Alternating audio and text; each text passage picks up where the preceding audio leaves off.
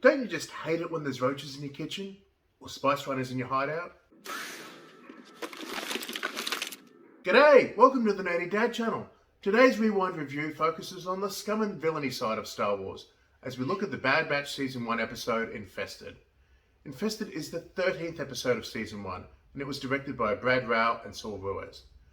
Quick spoiler warning for a year-old streaming show, I guess. What stands out in this episode is that it really hits the Batch close to home. While the Batch don't always like or trust Sid, other than the Marauder, Sid's cantina is the closest thing to a stable base of operations that the Batch have.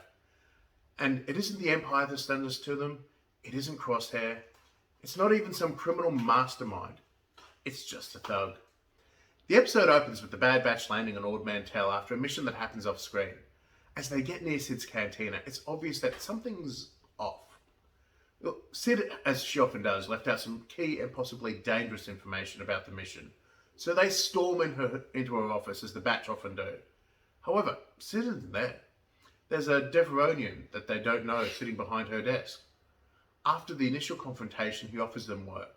Hunter says he'll consider it before the Batch leave. Hunter, and likely the rest of the Batch, are ready to cut and run. Omega, however, pushes them to stay and find out what happened to Sid. They don't have to go far, however, because Sid is on board their ship. Will we have to find her and help her? Nice to see one of you cares. Inside, now.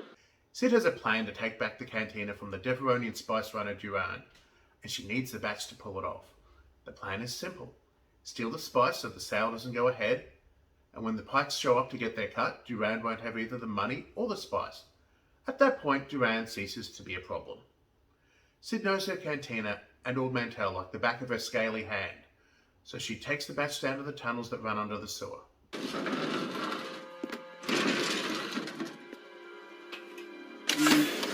Start climbing, tough guys. But the slime balls in Sid's cantina aren't the only infestation problem in Ord Mantell, and Sid warns the Batch to be silent to avoid waking the hive.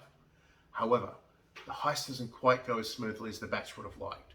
Duran finds the entrance to the tunnels, and nobody warned his thugs to be quiet, and a firefight ensues, waking the hive of Earlings.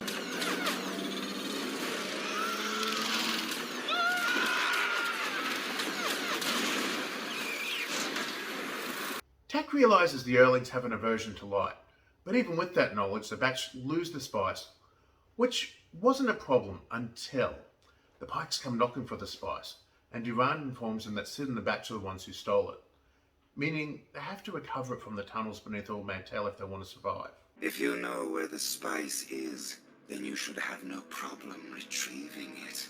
Until you do, the child stays here. Despite his enduring aversion to heights, Wrecker is sent down to retrieve the crates because of his strength.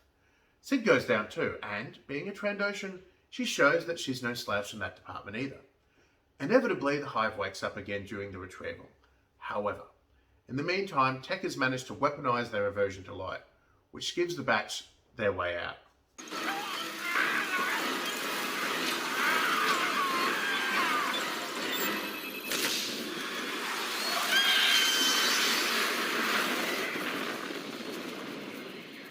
Look, despite the fact that Duran caused this episode's mess, the ever-empathetic Omega ends up taking a bit of a shine to him.